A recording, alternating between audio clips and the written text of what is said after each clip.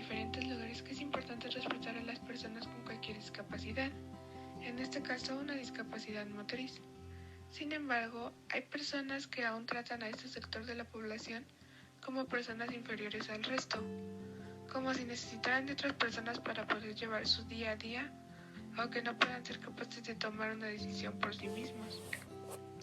Se han dado diferentes casos de discriminación para este sector de la población. Están aquellas personas que los excluyen y critican sin más, hasta aquellos que consideran que tratándolos como dependientes les hacen un bien. De una u otra forma, no permiten que ellos se desarrollen completamente y obstruyen que exterioricen su manera de pensar,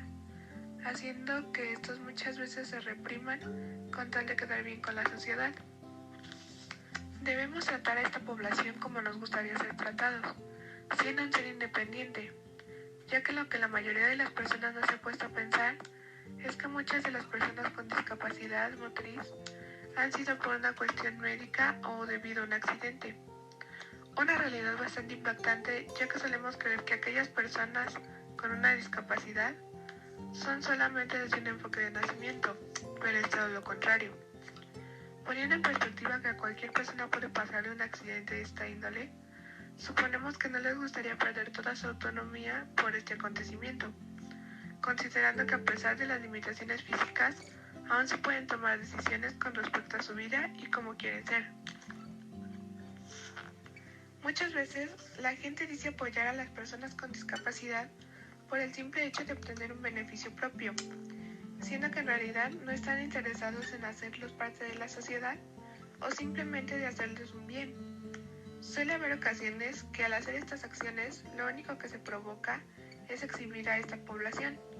creando ante las demás una idea equívoca y estigmas de cómo tratar y apoyar a este sector. Por lo anterior, es importante tener una mejor idea del por qué hay que tratar a esta población con cierta igualdad en todo momento y sin ningún prejuicio, más aún si se trata de un tratamiento psicológico hacia alguien con una discapacidad, ya que como parte del sector dedicado a la salud mental, es importante ayudar a las personas sin llegar a afectarlos de alguna forma durante el proceso y haciéndolos sentir bien con ellos mismos. Ahora bien, según diferentes autores relacionados con la ética, en este caso Sócrates, nos mencionaba que se puede ser una persona ética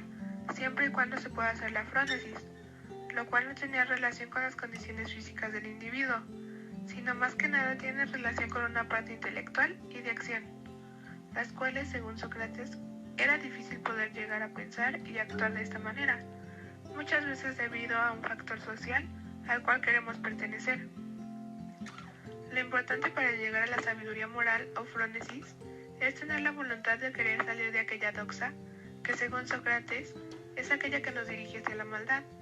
tanto en la manera en que creamos estigmas de las personas, como también en el caso en que nos dejemos llevar por aquellos pensamientos sociales equívocos, que ocasionan volvernos seres dependientes a las demás personas, escondiéndonos de lo que verdaderamente somos y pensamos,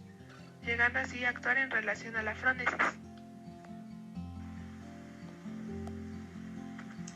También es importante mencionar los lineamientos que se deben seguir en el trato con los pacientes en base a los 4 principios de la psicoética. El primero es el principio de autonomía. Este se refiere a la obligación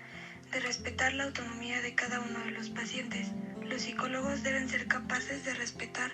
la autonomía, la autosuficiencia y validez de los pacientes. Es decir, aunque la persona en cuestión sufra de algún tipo de discapacidad motriz, es totalmente capaz de hacer uso de la frónesis, y como son capaces de esto, pueden direccionar sus vidas, ser el centro y eje de sus propias decisiones, y por tanto pueden ser independientes y autónomos. Así que el psicólogo debe respetar el valor y dignidad de sus pacientes, así como las decisiones que el paciente decida tomar. El segundo es el principio de no maleficencia. Este se refiere a la obligación del psicólogo de no dañar al paciente, que la intención del psicólogo no sea hacerle algún daño o ignorar postulados y normas fundamentales para la sana relación del psicólogo-paciente. Comúnmente los pacientes con discapacidad motriz sufren de bastante discriminación por parte de la sociedad, Así que el psicólogo, sabiendo esto, debe tratarlos con respeto y con el mismo valor como cualquier otra persona, al igual que brindarles herramientas para que la persona se sienta en un ambiente de respeto. El tercer principio es el de beneficencia. Este se encarga de la obligación de hacer el bien. Esto quiere decir que el psicólogo debe siempre buscar el bienestar del paciente y brindarle herramientas que lo beneficien en todos los aspectos de su vida. Por último, tenemos el principio de justicia, el cual se refiere a la obligación de actuar con equidad, tratar a los pacientes con igualdad y sin prejuicios, es decir, tratar a todos por igual, aunque sufran de algún tipo de discapacidad, y apoyar al paciente para que también se rija con justicia, para que pueda hacer frente a los estigmas que existen alrededor de él, pero siempre con respeto. Por todo esto es importante que el psicólogo comprenda y siga estos lineamientos y principios para que de esta forma pueda brindar una adecuada atención a cualquier persona con discapacidad motriz, ya que ellos merecen como todos un trato digno, respetando siempre la individualidad y autonomía de cada persona.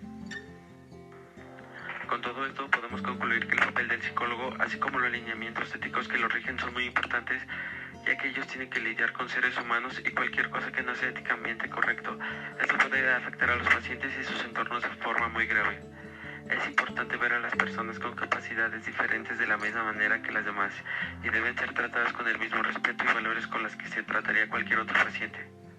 El ser diferente no define las personas que podemos llegar a ser racionalmente y las acciones que podemos llegar a tomar en relación con un criterio propio.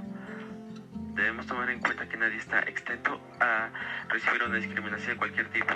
por lo que debemos pensar si de verdad nosotros mismos nos gustaría que por cualquier motivo externo a nuestras propias posibilidades fuéramos marcados, marginados o excluidos, sin poder llegar a tan siquiera tomar nuestras propias decisiones. Nuestra formación ética es la manera en que podemos llegar a evitar cualquier daño que podemos hacerle a una persona, por lo que debemos de prestar más atención a aquello que debemos seguir para proporcionar la ayuda adecuada a todas aquellas personas que la requieran